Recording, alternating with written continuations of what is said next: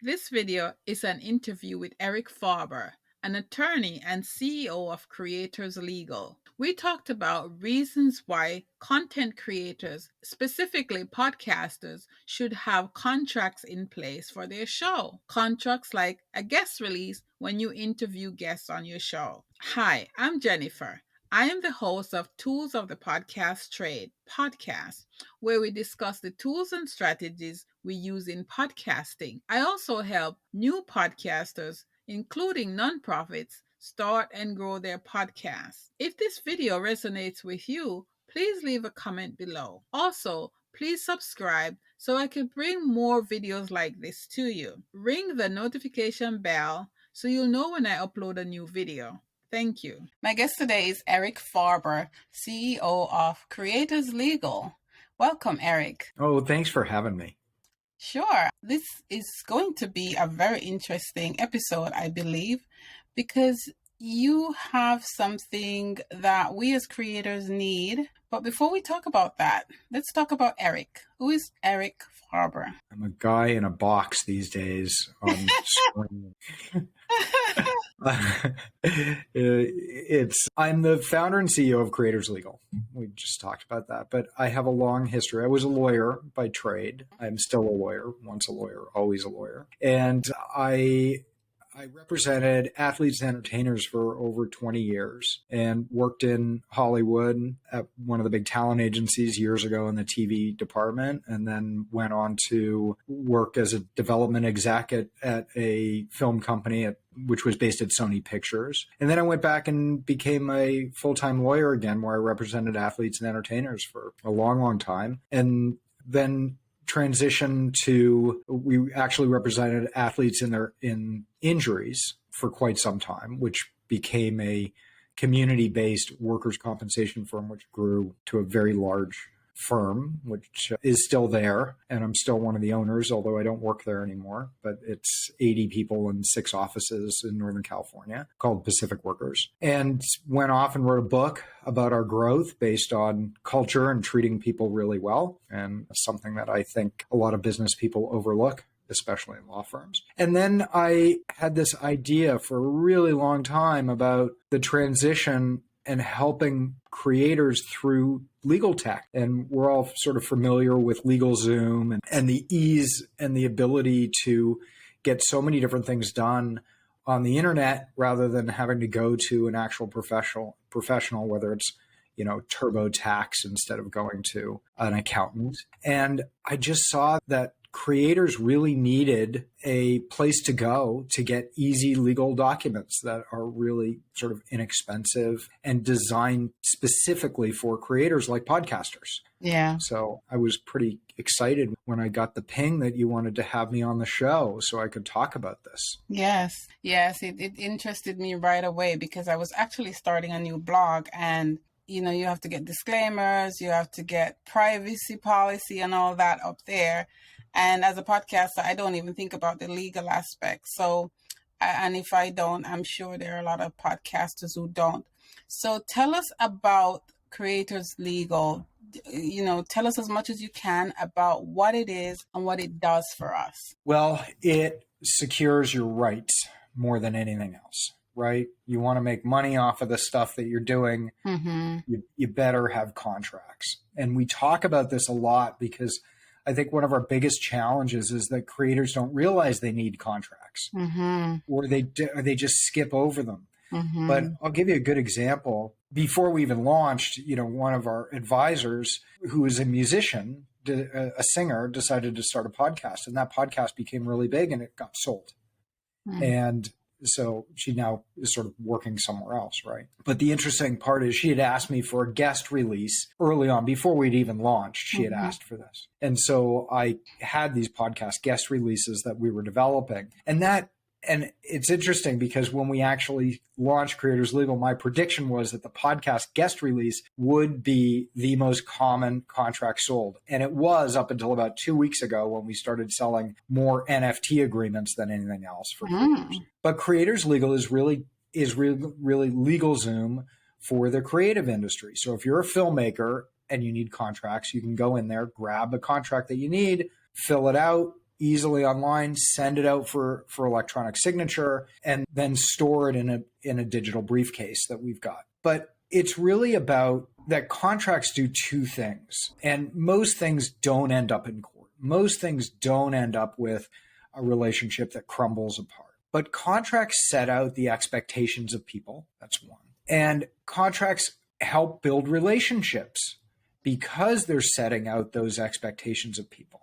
But it really is about creating a bundle of rights. Every time you do a podcast, every time I do a podcast, or I create something as creators, we're creating our body of work that, let's face it, somebody can come along and buy it. You got a YouTube channel with 1 million followers or a TikTok, somebody can buy it. But if you don't have the rights locked up from the people that participated in the creation of those rights, then you don't really own the full copyright, because that's sort of the work for hire laws. If I participate in something, whether it's creating a podcast, whether it's creating a film, whether it's creating music, I have a stake in that copyright. And so the person who actually owns it, the producer of it, the owner, they have to get a document from me, a written document from me that says that they own it, not me. And unless they have that, they can't really do anything with it. And I'll give you a good example.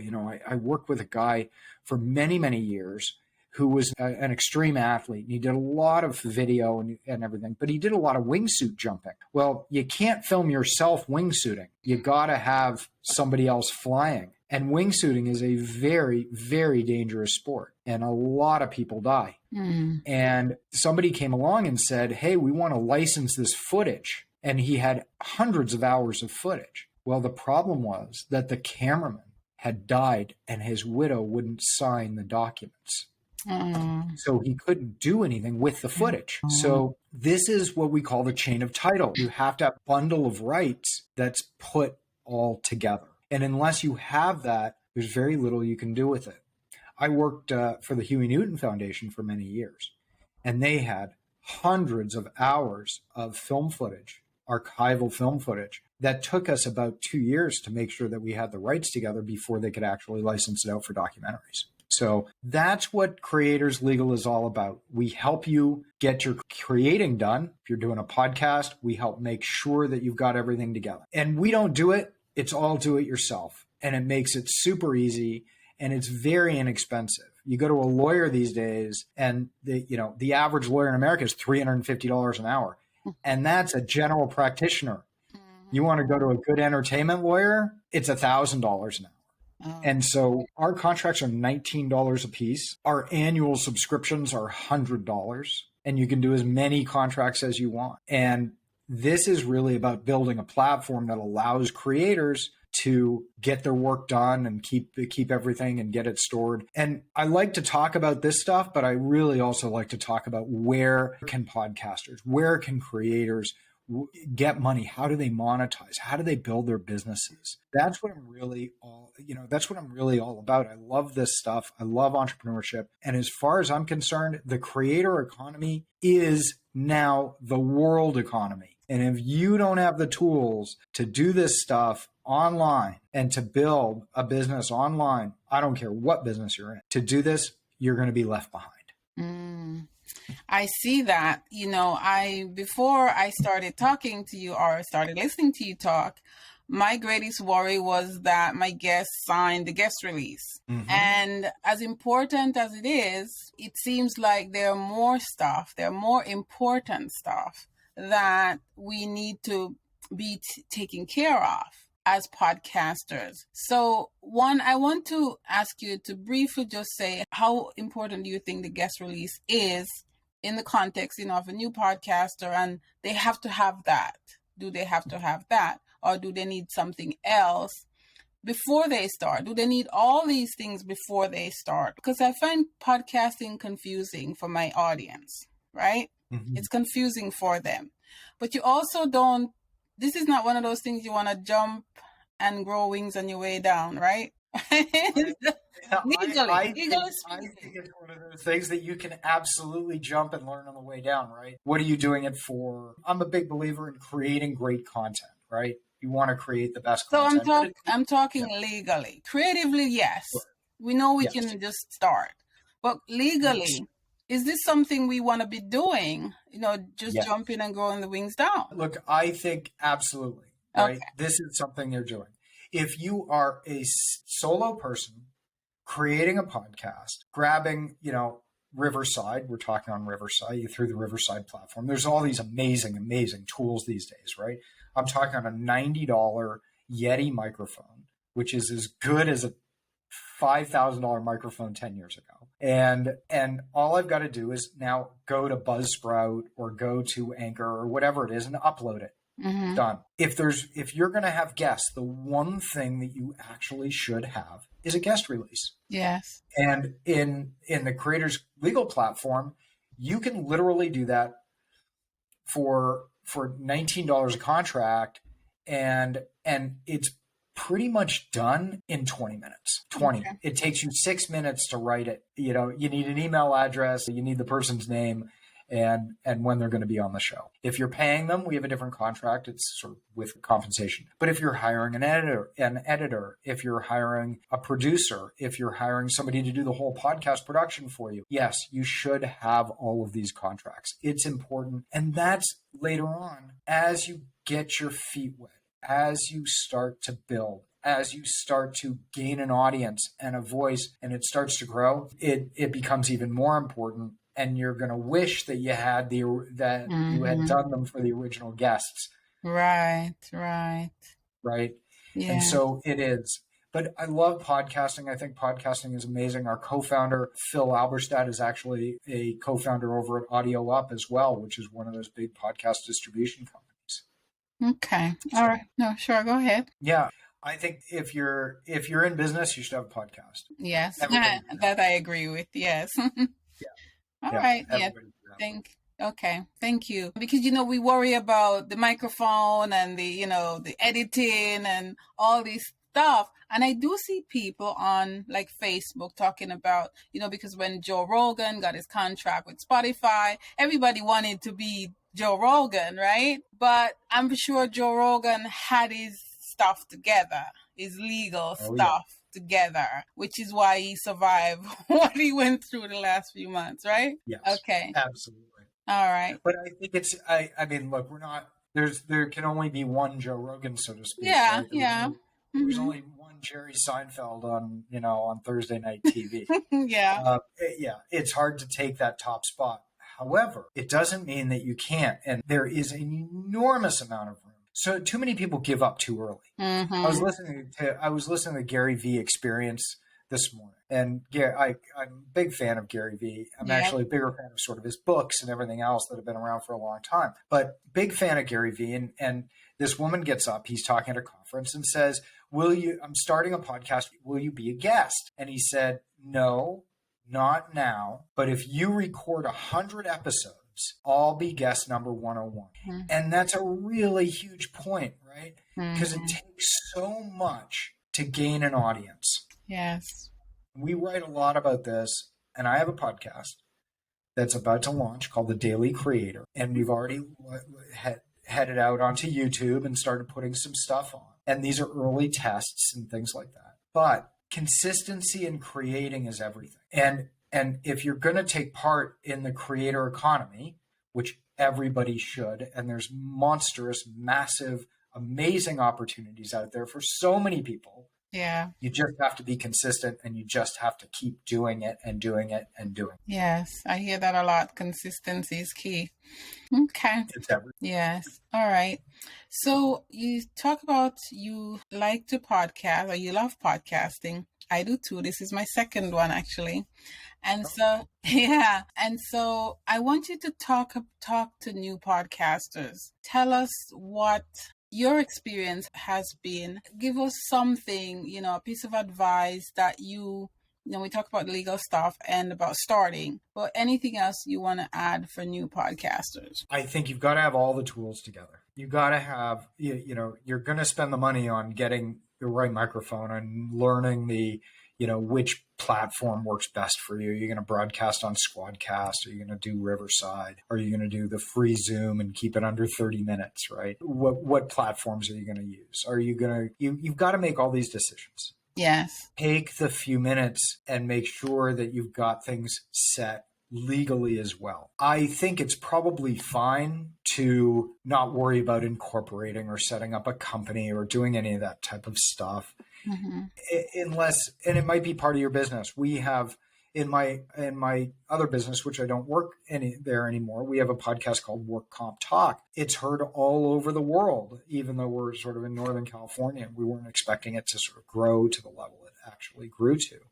But we wanted to make sure that because we're doing this within the business, that the two hosts that are on there, that we have contracts with the hosts, we have contracts with the co-host, we have the guest releases, et cetera, that we make sure that we cover those bases. And I can say it again, it's, Creators Legal makes this stuff super easy. If you don't want to use us, God bless, you're not going to offend me. You want to make sure the stuff is done and taken care of right. Yes. After that, talk away, get on the microphone and go. Yes. Thank you very much. And tell us how to find Creators Legal website. Do you tell us about, you have a book, right, about it? I don't have a book about that. I wrote a book called The Case for Culture, okay, which is really about culture in law firms and office settings. Okay. But Creators Legal, it's very easy, creatorslegal.com. You can connect with me if you want on Twitter at The Real Eric Farber. The company's also on Twitter, but we have a Facebook group of all our users, which seems to be growing exponentially. We just launched it a couple of weeks ago. It's up to about 350 people. But we also have a talk on the creator economy each week with myself and Sean Kennedy, who's our chief marketing officer, who's been in the music business for, 25 years. And we generally have, a special guest, so you can connect with us on Clubhouse as well. But creatorslegal.com, the other thing is we did, and you could put this, hopefully you can put this in the show notes, Pod Tools 50 will get you 50% off of an annual subscription. And so I really want people to try it. Podcasting has been huge for us. It's probably our podcast package, which you can buy a package of podcast contracts to use, sort of a single use for contracts, get your feet wet into what is needed, is maybe $30, I think, total for about 8 contracts. But we really wanted to focus on this. And honestly, anybody out there who wants to try our product and leave us, get in touch, tell us some feedback of what you need as a podcaster, what you might not understand, please, by all means, email me directly, eric@creatorslegal.com. Connect with me on Twitter. There's no reason to follow me. I don't say anything that's all that interesting. I don't post very much, but I'm there because you got to be all places as a creator, right? Yes. Thank you very much. And yes, I'll put all those links in the show notes so people could have access to that. What is Eric grateful for today? It's International Women's Day. Mm-hmm. The first creator in my life was my mother, who was a visual artist, and she was very eclectic. And I always think back because it was really her pushing the envelope. And even from a very young age, when she was in art school and I was young, it took her about 20 years to finish her degrees because she raised 4 kids. And I'm very grateful for the relationship and what I learned about art and about culture from my mother. And I've been thinking about that stuff all day. And I sit all day long and stare at one of her paintings that she did before she started having dementia. And she's now in a home, can barely speak, but she is surrounded by all her artwork. And it's something I think about a lot, right? Because it led me to this. My father was an entrepreneur, and I wasn't much of a painter. I wasn't much of a musician. I wasn't much of an artist in any way, but I always wanted to be around the creative arts. And so I'm very thankful for the relationship that I had with my mother, who drug me through every museum and gallery that could possibly be, and how she pushed the envelope. And I always think when I was a young kid, she did a huge flag of the Rolling Stones that she and my father hoisted above the University of Toronto where she went. But she also did an enormous condom that they did hula hoops, and I don't know what it was actually used. And at about 4 a.m, went in front of the president's office at the university and cut the lock and raised this huge condom up. And this was in the early 70s. So you can imagine, right? So it was really about what is art? and what does it take to be an artist, and where are you going to push the boundaries? And especially in today's world and what we're now seeing, art has always been important, and that's what I'm grateful for. Was that a long answer? And I hope it was clear. I'm grateful for the relationship that my mother and I had, and what she taught me about the creative world and about creativity. That's beautiful. That's amazing. Thank you very much for sharing that. And if you still have time, we could talk about the reason. Is that why you went into creative, to be a legal representative for people in the creative industry? Very much. Okay. Yeah. I mean, it really led to this voracious appetite for movies and music and books. And I read a lot, through college. I think I came out of college and, the first law school, I sort of put it aside because there was too much to do, but I read about 1,000 books, and I sort of knew every movie. And it was the relationship I really had with my parents that led to a lot of this stuff. My love for sports as well. I didn't have much to talk about with my dad, but we'd sit down and watch Phoenix Suns games, and and that's where that came from. Yeah. But it led to it. Like I said, I wasn't going to be a painter, and I wasn't going to be a writer, and I wasn't going to be a filmmaker. I wasn't going to be any of those things, but I still wanted to be around it. And I found that the business side was where I was going to be creative. Yes. Yeah. And I do consider myself to be creative, but it's not in a medium. It's not in a medium where I'm, getting into paint. I did write a book. It was very difficult for me. I spent 2 years on it, and the publisher said, when's the second one? And I said, never. It was just too much. The sweat and toil of it was too much. Yes. Yeah. I wanted to, and I love being a lawyer because it really helps a lot of people. So Creators Legal for me was sort of a natural extension of that, because now I can help 1 million creators in one day rather than one creator over. Yes. And then you don't always have to do the thing in front of you. There's so many ways to contribute without actually painting or, sculpting or whatever. And you're still able to affect that industry. So I'm so glad that it brought you here, because we need you. Thank you. I enjoy being here. Yes. Thank you, Eric, for coming and talking to us today. Anything else? No, just again, connect with me on Twitter, send me a DM. I'm happy to talk about this stuff. Join us on our Clubhouse show, or, it would be great to connect with your listeners as well. Okay. I really appreciate it. Sure. Yeah, Thank you very much. Okay.